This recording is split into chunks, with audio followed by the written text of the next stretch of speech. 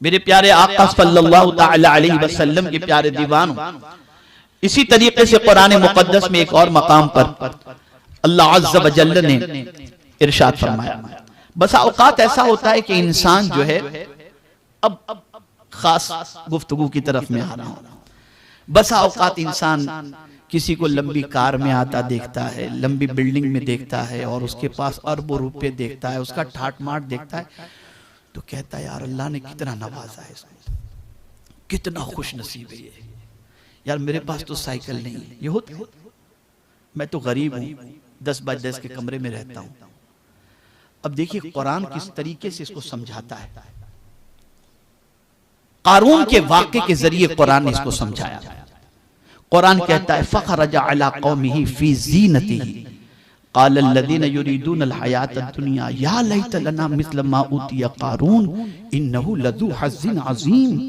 एक मर्तबा ऐसा हुआ कि कारून अपने घर से निकला और बहुत बन सवर करके टिप टॉप होकर सवारी पर निकला। तो जो लोग उसकी सवारी को देखे उन्होंने क्या कहा, बोले वो जो दुनिया की जिंदगी चाहते हैं, उन्होंने कहा किसी तरह हमको भी ऐसा मिल जाता जैसा कारून को मिला है, ये कितना खुश नसीब है, किसी तरह हमको भी मिल जाता। ये मटेरियलिज्म है, ये मादी सोच है।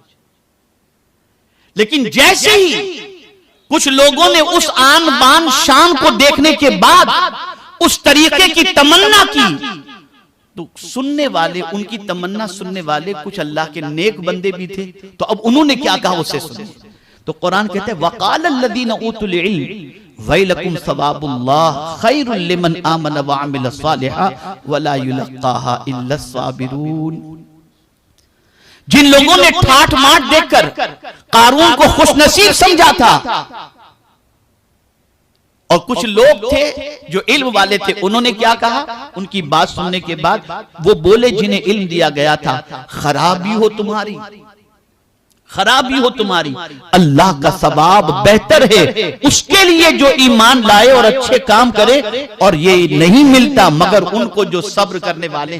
यानी अगर तुम जानना चाहते हो कि इस ठाठ माठ से बेहतर क्या चीज है, तो सुन लो, वो अल्लाह पर ईमान लाना है और नेक अमल है, ये उससे बेहतर है। लेकिन ये हर किसी को नसीब नहीं होता, ये सब्र करने वालों को नसीब हुआ करता है, सब्र करने वाले। अब आप देखिए, जो कारून इतनी ठाट माट से जिंदगी गुजारता था, उसकी एक सोच थी कि मेरा ये ठाट माट तो खत्म होने वाला नहीं, लेकिन परवरदिगार जल्ल जलालहू ने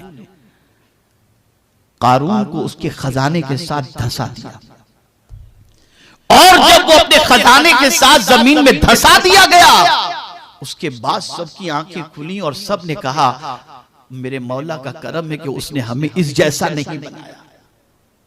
अंदाजा लगाइए, यहां एक सोच कुरान दे रहा है, और वो सोच ये है कि अगर अल्लाह अज़्ज़ व जल्ल ने तुम्हें दौलत, सरवत, माल, इज्जत सब कुछ अता किया है, तो इसे अपना कमाल भी ना समझो और इसे दायमी भी ना समझो, बल्कि ये मौला है, जब चाहे तुमसे छीन ले।